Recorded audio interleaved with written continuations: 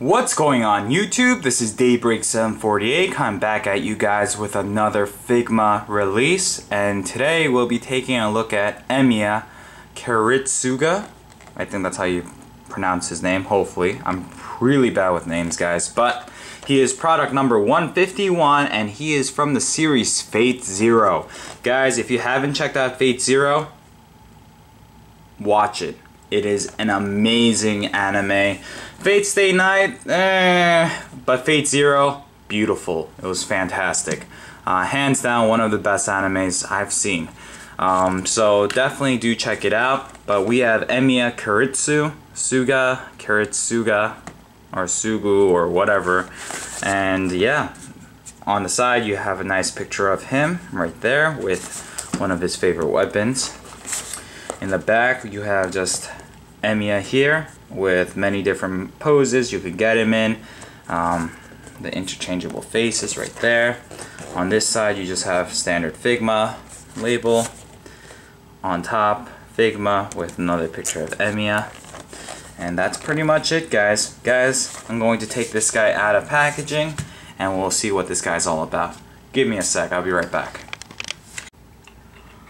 Alright guys, I have Emiya Kiritsugu, or whatever his name is, out of packaging, and I gotta say, I am very happy with this figure. Guys, if you were ever even doubting or questioning, should I get this figure, shame on you. I mean, that's how good of a figure this thing is. It's pretty amazing, and I'll show you why in 2 seconds. So, we have Emiya here. I'm going to put him to the side.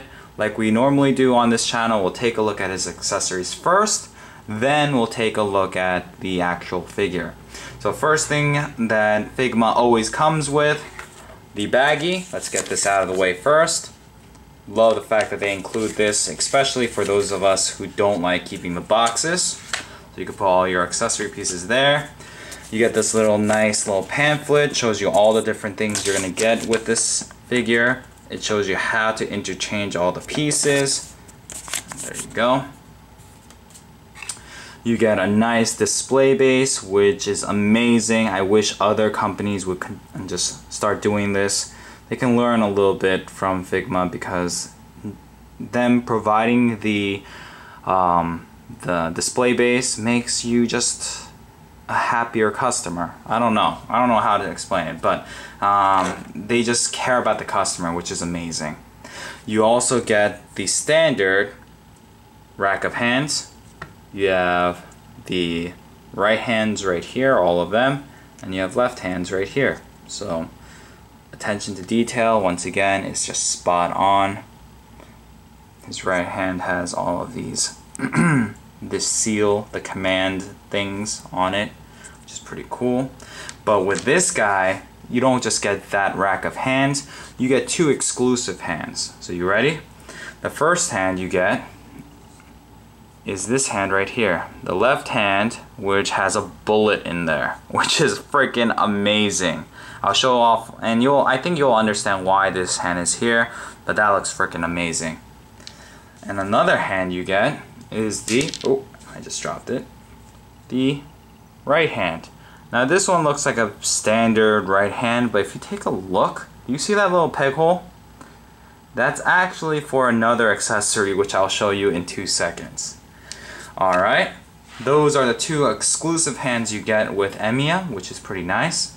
You also get, obviously, some different face sculpts. You get this, like, I am super depressed. Like in anime, if the eyes are like dull like that, usually it means something bad happened and they have just lost their mind pretty much, or they're super depressed.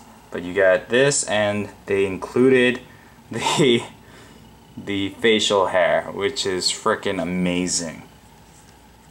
So there's that. You have this, now I'm super pissed, I'm gonna kill everyone, that type of look. Okay, those were the basic accessories. Now let's take a look at some of the cooler accessories, I guess. The first one I want to show off, this sniper right here. Look at how well this thing is sculpted, not articulated, but sculpted and painted. I mean, you even have the scopes here. you have just everything. You have this little stand, so in the movies you always see like the sniper laying on the ground.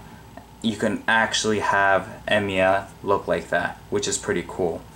With each of the guns you get a blaster piece. It looks like this, just like the War Machine came with. Now there's two of these, so keep that in mind.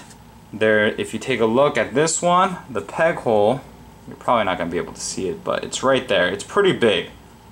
And this is obviously for this gun right here. So how would you do it? Just connect it right here. And there you go. So you could have that. This one, the smaller piece, is obviously for the smaller gun. So let me show you the two smaller guns you get. You get this machine gun, I think it was. Just purely black. And you can put this piece right here. There you go. Bam. So you could get that. So the machine gun. And then his favorite, his choice weapon is this gun right here. It's a single shot, I don't know, pistol. I don't know the names of these guns, but this thing looks freaking amazing. I mean, the attention to detail is just spot on. And the cool thing about this, guys, you ready? You ready? Bam. And look, you can see that there's a hole sculpted in there, and it's for you to have your guy displayed where he's actually going in there and putting the actual bullet in that gun, which is freaking amazing. Now I gotta say, guys, be careful, because over time I can see this loosening up, the joint that's holding this long piece, the barrel piece and the hand piece. So keep that in mind, be careful, but if you're careful, I don't see this breaking anytime soon. So only time will tell though. Alright, now I thought, sorry about that if it was a little shaky, I thought I have seen everything when it came to accessories, but no, I was completely wrong. This figure has a couple of accessory pieces that you will never ever see given in the US market, ever. Now, when it came to the Madoka Magica series, there was a character who loved Pocky Sticks, and they were like these tiny, tiny pieces, and I dropped one. It was crazy. I was going crazy looking for it, but I found it, luckily. But this guy, he comes with something even smaller, and I am super excited to show you this, and you'll know exactly why it said you will never see this. It is a cigarette. Emiya is known to smoke a lot, and so they've included not one, not two, but 4 cigarettes. I have, if you noticed, on Emiya something white that's sticking out right there. That's actually a cigarette, guys. Now this face is meant to hold the cigarette. It's not just molded in here. You can actually take it out, and I really don't want to, but ooh, there you go. See? You see that little hole? You just put it back in, and there is Emiya smoking. Now, do I want my viewers to smoke? Absolutely not. Guys, don't smoke if you don't have to. It is a drug. You get addicted very quickly. Be careful. Don't do it. Stay away from drugs, guys. But anyways, here we go. Let's take a look at Emiya. This guy is pretty awesome. He has everything that you can possibly ever want. Now, if you guys are customizers, or you are ACABA artists and you would like to do some things with imports, hey, this is a base body that I can see being used. Like, if I cut off the head and put another head there, you would never know it was Emiya. It could be some businessman, it could be whatever you want. With a trench coat, it looks just amazing. And Figma bodies are very awesome because you can pull these limbs apart and it's fine. And they're built that way. But here we have Emiya with that cigarette in his suit.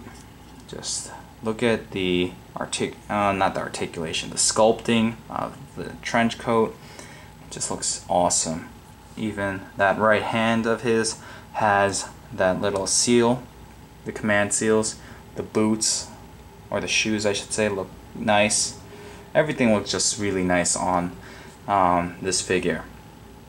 Alright, now let's take a look at some articulation and then we'll call it a day. So the head can look left and right, can look down pretty far, can't really look up because of how his hair is sculpted.